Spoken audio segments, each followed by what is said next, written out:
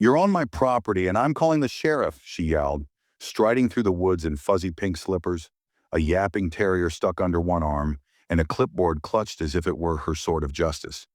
It could have been alarming if we weren't spread out over 1,200 acres of forest my family had possessed since 1954. To see her was like seeing a sparrow yell at a jetliner for getting too close. I nearly felt sorry for her. Nearly. Me and Jake Ramsey, high school best mate and occasionally more than that, had organized the ideal weekend getaway. No phones, no traffic, no harassing bosses. Only firelight, stars, and quiet. My granddad left the land to me in his will a few years back. But life got too loud, and chiseling out time had not been straightforward. When Jake mentioned a no-signal weekend, I thought of the woods and knew. Finally, it was beckoning. That first day was heaven.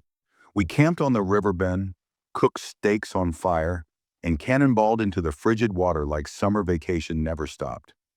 Time didn't exist out there. No horns sounded, no alarms, just sky and trees. Then Loretta Grayson appeared. We saw her before we heard her, plowing through the underbrush like a bunny-slippered tank. Jake froze halfway through roasting a marshmallow as her terrier, Muffin, yapped like it had seen a bear juggling knives. Out she burst, bathrobe, curlers, and a laminated HOA manual held like scripture. Her face wore that long, practiced grocery store scowl. "Who authorized you to camp here?" she snapped. Jake blinked. "Oh, God," I snorted. She wasn't kidding. Her eyes tightened on me. "This is protected property. I take Muffin here every day.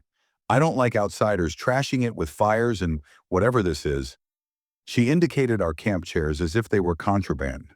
I stood, brushed the dust off my jeans, and simply reached into my backpack and pulled out the folded deed. I carried it with me at all times, not anticipating a fight, just ready for bears, rain, or, it seemed, slipper-clad sentinels. "We're not strangers," I said to her, spreading the paper out. "I'm Evan Carter.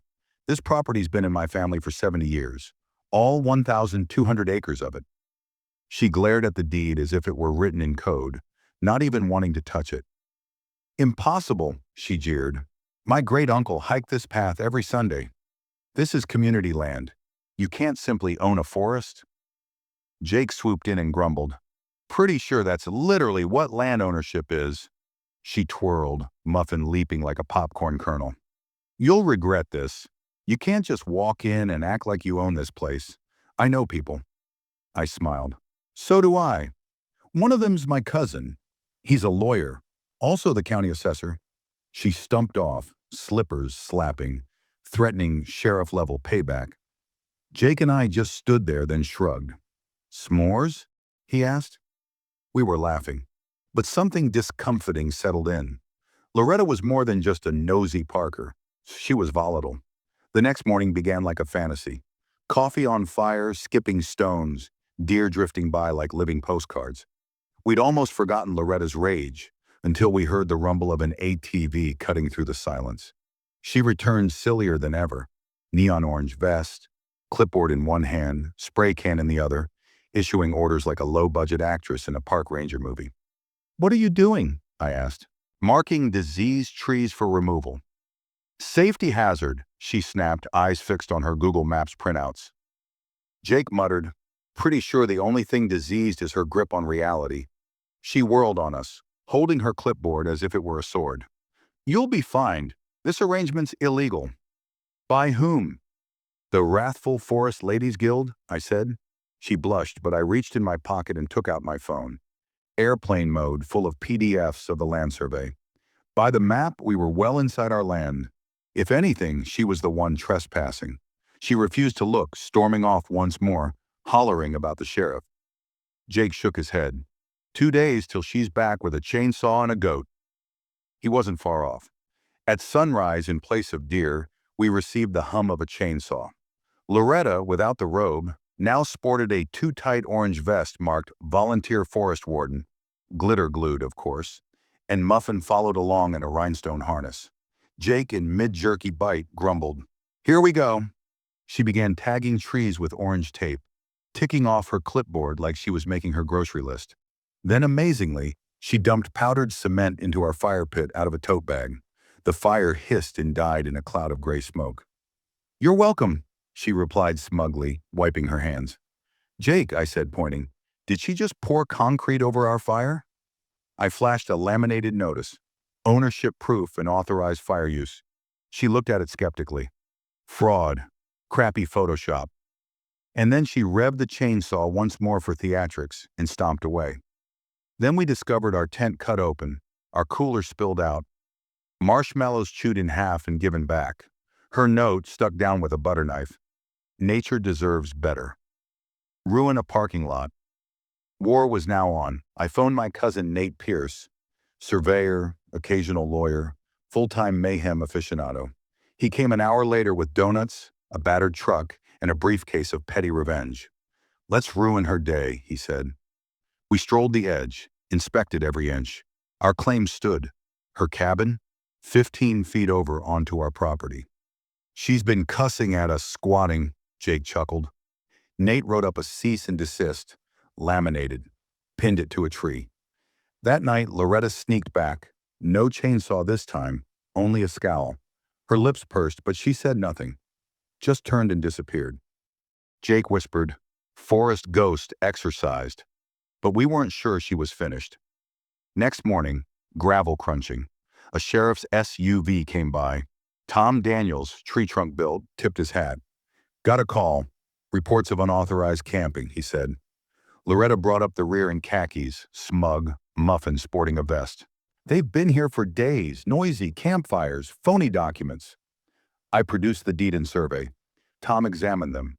Followed the boundary. Got a call. Reports of unauthorized camping. "This is Carter land. Been that way since the 50s. Ms. Grayson, your cabin's over the line. By 15 feet. She gasped. "No, it's the stream. That's the line." "Not per the county," Tom said. "You're trespassing and vandalizing." She turned red and stomped off, muttering about lawyers. "Call me if she tries anything else," Tom said with a wink. That afternoon, Nate returned. Not only cousin, official counsel now. He came in with the sheriff and drew up an official demand. Tear down the cabin or purchase the property, on our terms, plus damages. We served it. Loretta snatched it. "You think you can scare me? Court is more money than I'm worth." Nate smiled. "We'll see." Tom came over for beers that evening, chuckling at the epic. We were midway through our s'mores when a flyer flew by. Community Forest Preservation, BBQ, sponsored by Concerned Citizens. Yep, Loretta. Saturday afternoon, cars straggled in. Perplexed hikers, restless bird watchers, anti-illegal occupier t-shirts. Loretta arrived with a megaphone, Muffin in an umbrella wagon. "We won't be bullied," she bellowed. Nate emerged, composed. "This is private property, by county deed." He distributed copies. Murmurs spread, signs fell. A woman pulled back her flyer and strode off with her pasta salad. The crowd dissipated. Loretta was left alone. She folded up in silence. Then we found something, a steel hatch beneath a stump on one of our adventures. Granddad's Cold War bunker. There, maps, letters, and a land stewardship provision. $1,100 daily fines for use without permission. "Post it," Nate said. We laminated the clause, built a toll booth mock-up, posted a sign, $1 per day access fee, unauthorized entry fined. Loretta pulled up, read it, screamed, and drove off. 2 days later, Carl Tate, realtor, showed up. Said she wanted to negotiate. "We'll sell it," Nate said, "for $1 million. 3 days passed. Then she came back. No muffin, no fury, just a check. "I didn't know," she said quietly. "I can't lose my home." We shook hands. War over. The cash? We constructed an eco-retreat. Veteran cabins, trails, children's programs. My granddad's dream. Shared, not stored. Sheriff Tom gave us a hand-carved Peaceful Pines sign from my granddad's original shop.